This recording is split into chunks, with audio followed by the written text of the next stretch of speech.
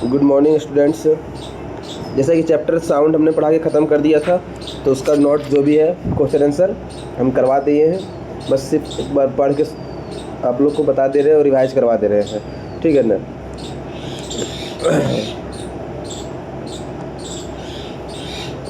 तो यहाँ से साउंड चैप्टर का क्वेश्चन आंसर आप लोग नोट कर लीजिएगा, ठीक है। चलिए आगे चलते हैं, देखते हैं व्हाट इज वाइब्रेशन। वाइब्रेशन क्या होता है? The repeat to and from motion of object. जब कोई ऑब्जेक्ट क्या करता है, इधर से उधर और उधर से इधर जब जाता है तो उसमें वाइब्रेशन पैदा होता है, उसी को क्या बोलते हैं? वाइब्रेशन। जब आगे पीछे कोई ऑब्जेक्ट घूमता है तो वाइब्रेशन पैदा होता है। जैसे घंटी जब बजाते हैं तो क्या होता है, जब छुइएगा तो हाथ वाइब्रेट करता है। क्यों? क्योंकि वहाँ का जो पार्टिकल्स है, ऑब्जेक्ट, वो क्या हो रहा है, आगे पीछे हो रहा है, इसी कारण वाइब्रेशन। डिस्टर्बेंस ऑफ पार्टिकल्स भी वाइब्रेशन कहलाता है, ठीक है। Does the frequency of sound produced by men and women are same? क्या मैन, स्त्री और पुरुष के द्वारा प्रोड्यूस किया गया फ्रीक्वेंसी सेम होता है? नो, फीमेल है हाई फ्रीक्वेंसी देन मैन। जो फीमेल होती है ना, उसका जो फ्रीक्वेंसी मैन से ज़्यादा होता है, ठीक है। आगे चलते हैं। क्वेश्चन नंबर 3 बोल रहा कि on which factor pitch of sound depend.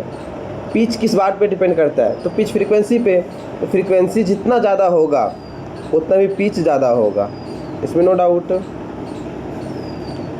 आगे चलते हैं। What is the ultrasonic sound. Ultrasonic क्या है? 20,000 हर्ट्ज। यहाँ पे थोड़ा सा मिस्टेक्स हो गया है, यहाँ लिख देते हैं 20,000 हर्ट्ज, ठीक है ना। क्या होगा? 20,000 हर्ट्ज।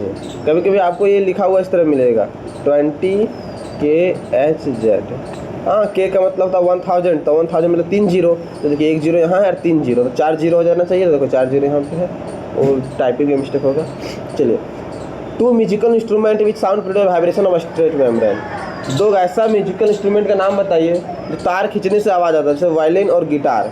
इसमें तार खींचते हैं तो उससे आवाज़ प्रोड्यूस होता है, ठीक है। स्ट्रेट मेम्ब्रेन, स्ट्रिंग, यहाँ पे ड्रम होना चाहिए। स्ट्रेच मेम्ब्रेन का बात कर रहा है तो ड्रम होना चाहिए, स्ट्रिंग का बात नहीं कर रहा है, ठीक है ना। ड्रम होना चाहिए। अगर ढोलक, ठीक है, क्योंकि उसका जो चमड़ा होता है ना, मेम्ब्रेन, उसको जब पीटते हैं तो वाइब्रेशन होता है। चलिए आगे।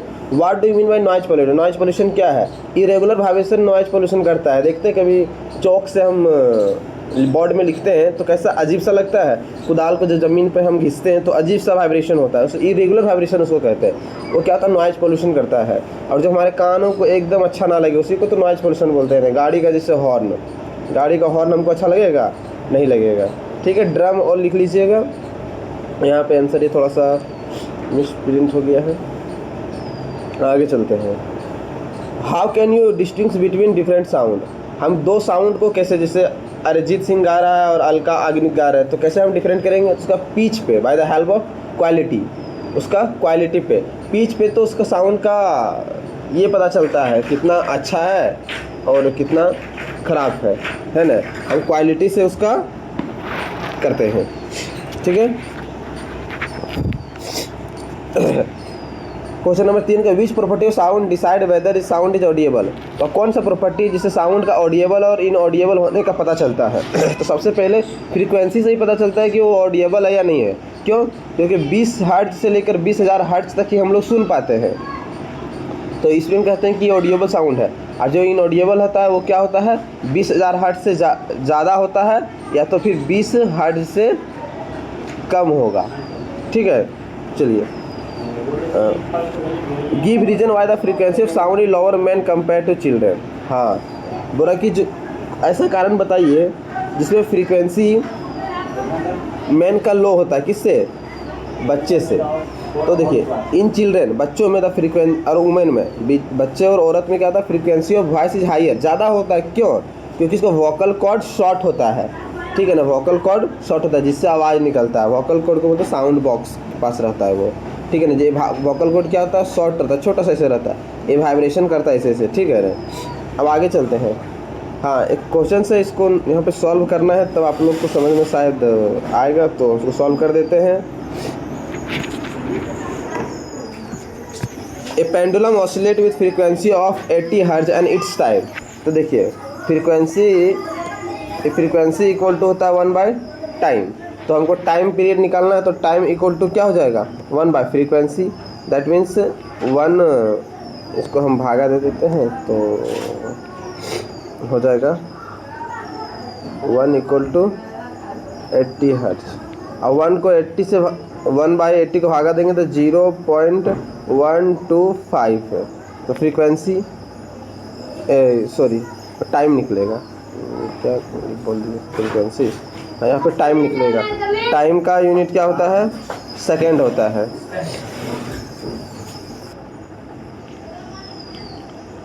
अब आगे चलते हैं। क्वेश्चन नंबर 1 का लॉन्ग है, उसको ओमिट कर दीजिए, ठीक है ना।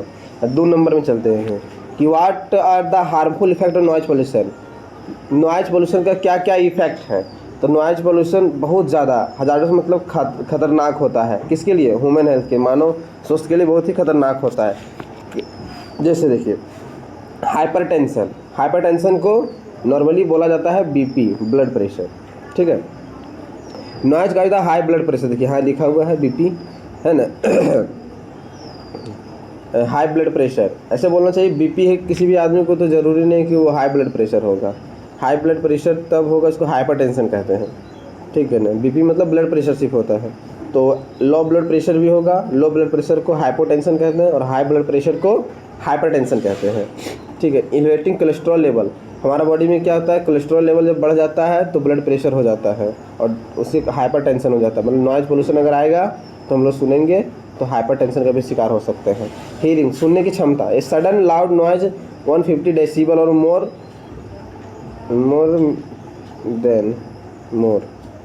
Permanently damage air drum.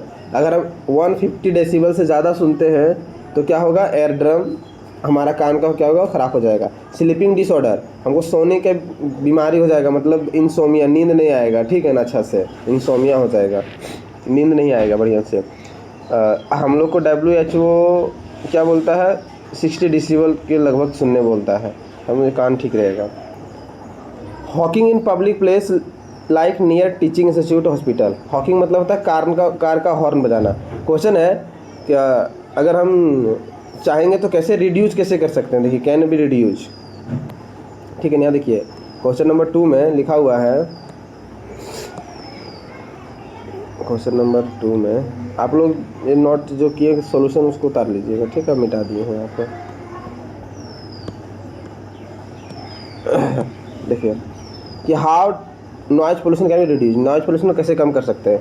तो Hawking in place near institute, तो हम लोग को क्या करना है, कार का हॉर्न नहीं बजाना है। का पब्लिक एरिया जहाँ पे टीचिंग होता है, पढ़ाई होता है, इंस्टीट्यूट होता है, हॉस्पिटल होता है, क्योंकि हॉस्पिटल में पेशेंट होता है, तो ब्लड प्रेशर का कोई पेशेंट है, कोई शुगर का पेशेंट है, कोई इंसोमिया पेशेंट है, मतलब many types of, heart attack का पेशेंट है, हृदय से रोग, तो उन लोग को समस्या आ सकता है। दूसरा डांस ट्री कवर, डांस नहीं होगा यहाँ पर, डांस ट्री होगा, यहाँ पर डांस ट्री होगा, यहाँ पर डांस, डांस का स्पेलिंग DENSE, डेंस मतलब घना जंगल, घना पेड़ पौधा। हम लोग क्या करना चाहिए, ऐसे noise buffer, noise buffer, buffer का मतलब होता है रोकना।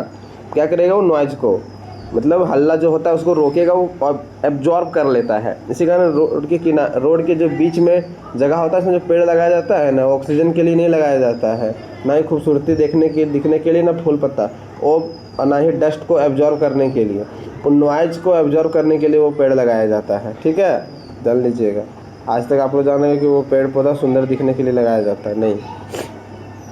Sitting up industry and airport from residential area, जहाँ लोग रहते हैं उसके दूर इंडस्ट्री मतलब फैक्ट्री हो गया, एयरपोर्ट को दूर जाके सेटअप करना चाहिए, ताकि एरोप्लेन जो होता है वो जब लैंड करता है तो बहुत ज़्यादा आवाज़ करता है, तो उससे क्या होगा, नॉइज़ पोल्यूशन ज़्यादा होगा। नेक्स्ट देखते हैं हम application of ultrasonic sound. Ultrasonic sound का इस्तेमाल क्या है, तो ultrasonic study the growth of foetus, जो बेबी पेट में डेवलप होता है माँ के ओम में, ओम मतलब होता है यूट्रस, यूट्रस मतलब गर्भ में, ठीक है ना। जो बच्चा डेवलप होता है उसका स्थिति को जानने के लिए अल्ट्रासाउंड साउंड का इस्तेमाल करते हैं। नॉर्मली लोग डॉक्टर के पास जाता है तो अल्ट्रासाउंड कराता है। क्या कराता है? अल्ट्रासाउंड को ही अल्ट्रासोनिक साउंड भी बोलते हैं, ठीक है। अल्ट्रासाउंड कराता है। डेप्थ ऑफ सी, समुद्र की गहराई को मापने के लिए भी इसका इस्तेमाल किया जाता है, ठीक है। ऐसे समुद्र की गहराई मापने के लिए जो इंस्ट्रूमेंट उसको कहते हैं फैथोमीटर। फैथोमीटर, उसमें अल्ट्रासाउंड का इस्तेमाल किया जाता है, ठीक है। जैसे अंदर में सबमरीन हो गया। सॉल ऑफ फिश, इस सॉल ऑफ फिश का मतलब होता है मछलियों का झुंड। बहुत सारा मछली जब एक साथ तैरता है ना तो उसको सॉल ऑफ फिश कहते हैं, ठीक है ना। तो क्या कहते हैं? मछलियों का झुंड।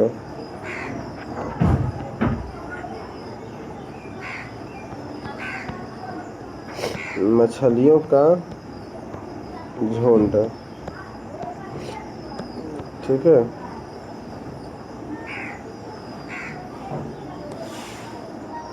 मछलियों का झुंड, या तो इसको गॉल भी कहते हैं। तो यहाँ गॉल का कोई मीनिंग नहीं है, सिर्फ मछलियों का झुंड। समुद्र के अंदर बहुत ऐसा जगह होता है जहाँ बहुत ज़्यादा मात्रा में एक साथ मछली पाया जाता है, ठीक है।